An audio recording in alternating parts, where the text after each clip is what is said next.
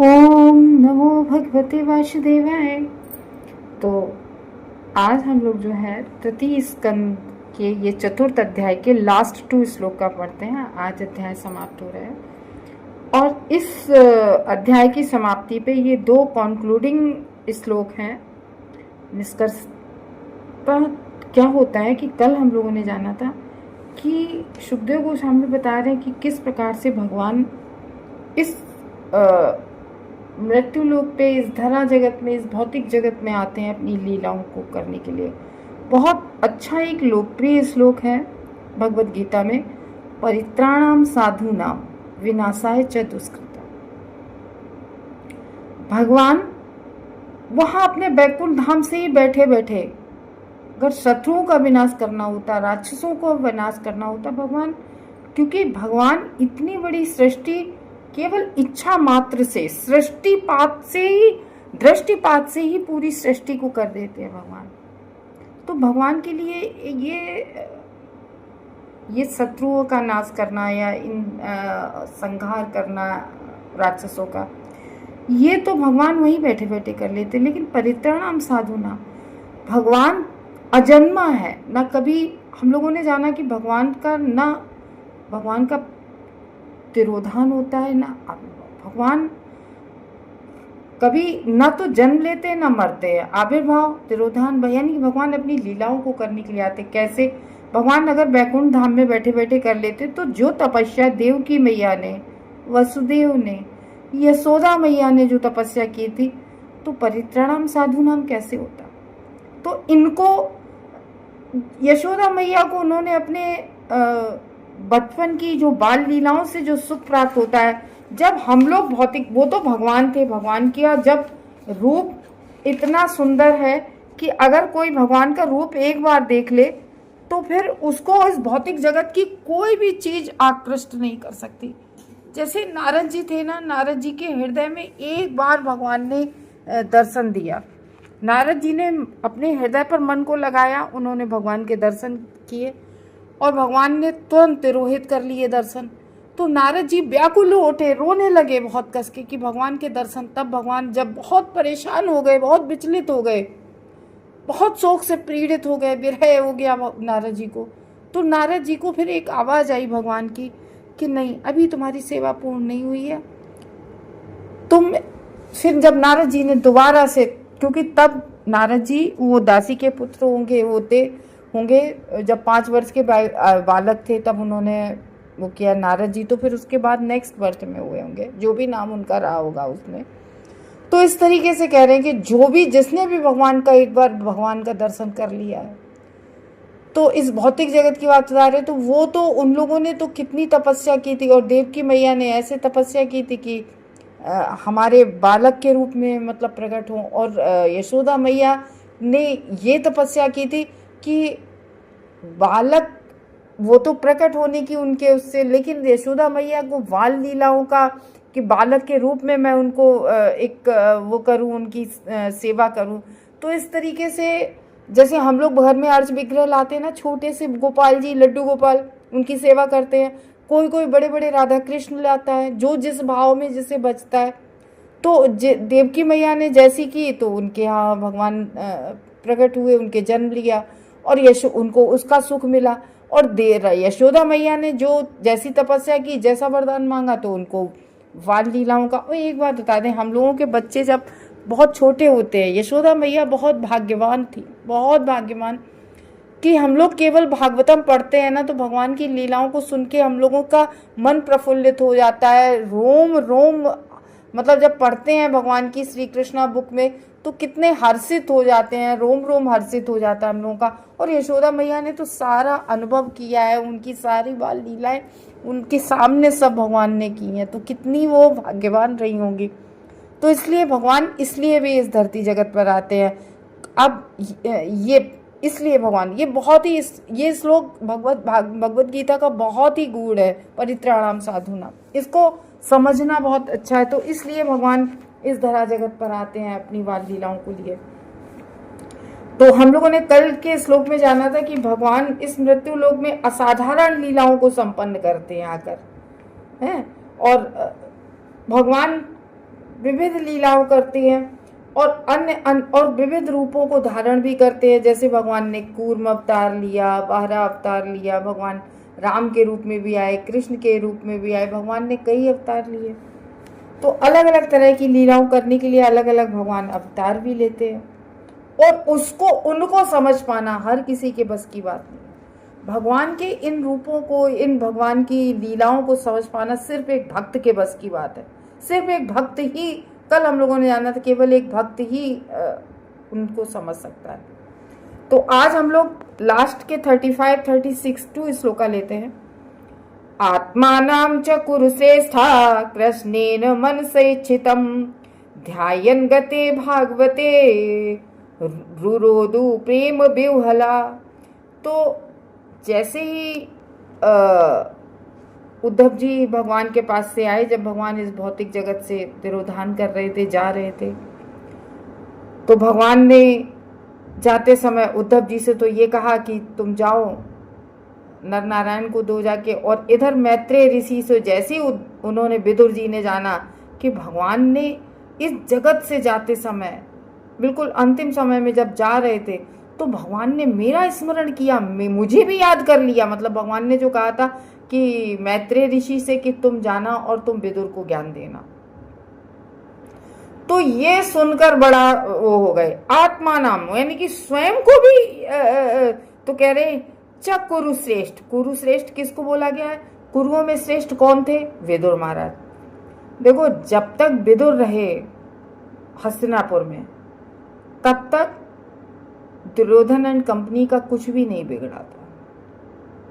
वहां पे सब लोग, और जैसे राक्षसों वहां पर, सॉरी, आपके ये रावण के यहाँ विभीषण रहे, तब तक लंका का कुछ नहीं बिगड़ा। तो इस तरीके से कहा जाता है कि एक साधु पूरे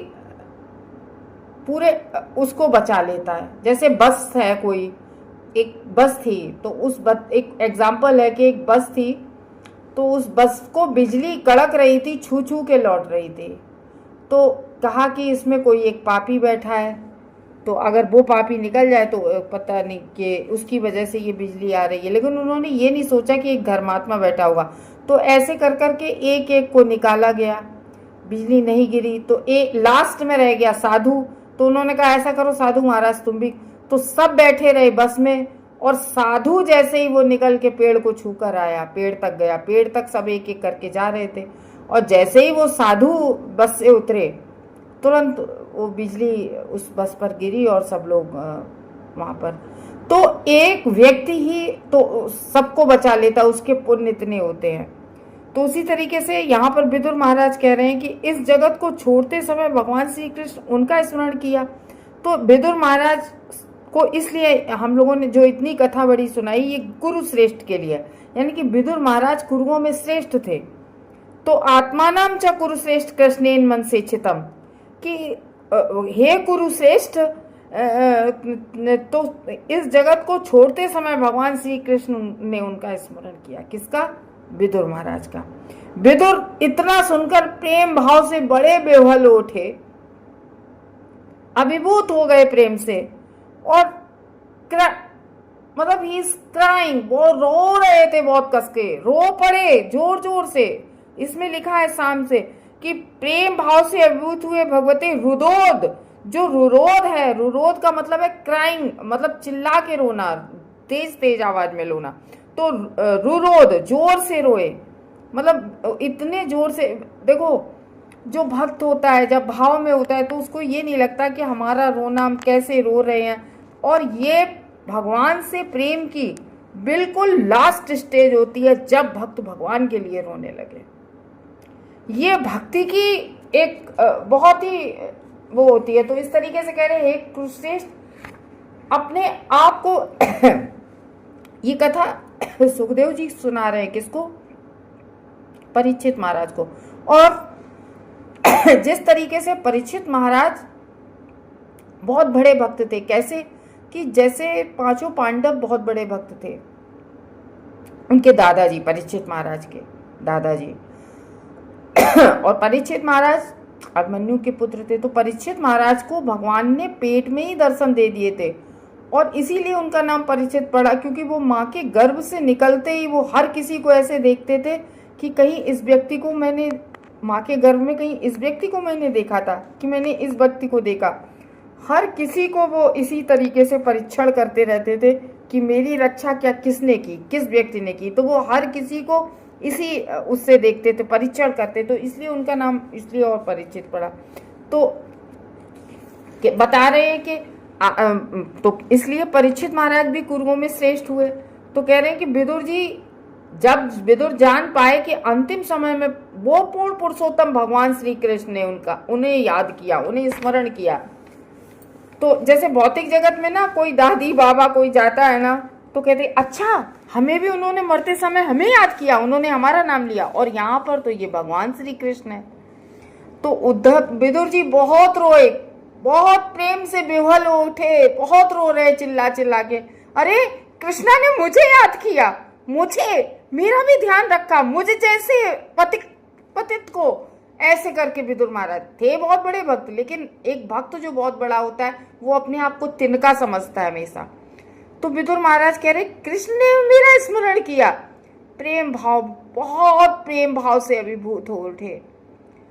यद्यपि अपने आप को बहुत नगण्य, बहुत तिनका, बहुत छोटा सा वो मानते थे अपने आप को, फिर भी श्री कृष्ण ने, विदुर सोच रहे हैं हम पर बड़ी अहेतुकी कृपा हुई है। यानी कि अहेतुकी मीन्स बिना कारण के, हमने तो कुछ ऐसा किया भी नहीं जो हम पर कृष्णा ने इतनी कृपा की कि हमें स्मरण कर लिया जाते समय हम भी याद रहे। उनके तो न जाने कितने भक्त होते हैं, उन्होंने हमें भी याद रखा। तो विदुर ने इसे अपने ऊपर बड़ी महान कृपा को स्वीकार किया कि कृष्ण की हम पर बहुत बड़ी कृपा हुई है। और वो जिस दिन ना आपको भगवान के लिए रोना आ जाए, उस दिन आप समझ लेना कि आपने भक्ति की लास्ट स्टेज को प्राप्त कर लिया है।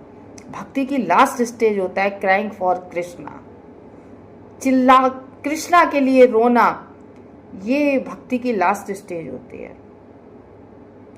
तो ऐसा रोना भक्ति मार्ग में अग्रसर होने का ये अंतिम संकेत होता है। जो व्यक्ति प्रेम बस भगवान के लिए रो सकता है, जो भगवान के लिए रो सकता है, तो वो निश्चय, उसका समझ लो कि वो भक्ति मार्ग पर निश्चय ही सफल हो गया है। तो वो व्यक्ति सफल हो गया जो भगवान के लिए रोने लगे। लास्ट श्लोक एक थोड़ा सा और है, कालिंघ्या कतिभिः सिद्ध अहोभिर्भरत सभ प्रापघ्यत स्वः सरितम यत्र मित्रासुतो मुनि। तो इस 36वें श्लोक में, इस अध्याय के लास्ट श्लोक में बता रहे हैं कि कालिघ्ना, कालिघ्ना मीन्स कौन, यमुना नदी। यमुना के हम लोग सुन रहे थे ना कि वृंदावन में दोनों मिले थे। कौन? वृंदावन से उद्धव जी चले गए थे उधर नर नारायण ऋषि के पास बद्री का आश्रम, और इधर ये चल पड़े मैत्रेय ऋषि के पास ज्ञान प्राप्त करने के लिए, क्योंकि उद्धव ने कहा बहुत ज़्यादा दूर नहीं है, यही है मैत्रेय ऋषि, उनसे तुम ज्ञान प्राप्त करो। कृष्ण ने उनसे हमारे सामने कहा था। तो यमुना नदी के तट पर कुछ दिन उन्होंने बिताए, और बिताने के बाद वो स्वरूप सिद्ध आत्मा विदुर, आत्मा कौन थे? महाभागवत तो वैसे भी कहा जाता है विदुर और उद्धव को। तो विदुर स्वरूप सिद्ध व्यक्ति थे। तो विदुर गंगा नदी के तट पर पहुँचे। कहाँ से? यमुना नदी से गंगा नदी के तट पर पहुँचे। कहाँ? गंगा नदी के तट पर कौन बैठे हैं? मैत्रेय ऋषि, उनसे ज्ञान प्राप्त करने के लिए, क्योंकि शिष्य जाता है गुरु को ज्ञान देने के लिए, गुरु से ज्ञान प्राप्त करने के लिए। लेकिन यहाँ पर भगवान की आदेश से, क्योंकि नर नारायण भक्त ज्ञान के अवतार थे, तो इसलिए उन्होंने कहा था कि तुम जाओ बद्री का आश्रम। तो वहाँ पर वो समाधि में बैठ के ज्ञान वहाँ पर दे रहे हैं। और यहाँ पर ये विदुर महाराज ने कुछ दिन रहे वृंदावन में यमुना नदी के तट पर, फिर वहाँ से चल दिए। कहाँ के लिए? गंगा नदी के तट पर पहुँचे, जहाँ मैत्रेय मुनि बैठे थे। गंगा के किनारे मैत्रेय मुनि बैठे थे। तो इस तरीके से कल हम लोग जो है नया श्लोक नया अध्याय शुरू करेंगे कि मैत्रेय मुनि ने से की और विदुर से क्या बात हुई। तो इस तरीके से जो विदुर महाराज है वो मैत्रेय ऋषि के पास पहुंच गए हैं। तो इस तरीके से विदुर का मैत्रेय मुनि के पास जाना, अब लास्ट में वो पहुंच गए हैं, बात क्या होगी वो कल हम लोग जानेंगे। तो ये नामक चौथा अध्याय भक्ति वेदांत तात्पर्य इस भागवतम का पूर्ण हुआ। हरे कृष्णा भक्त।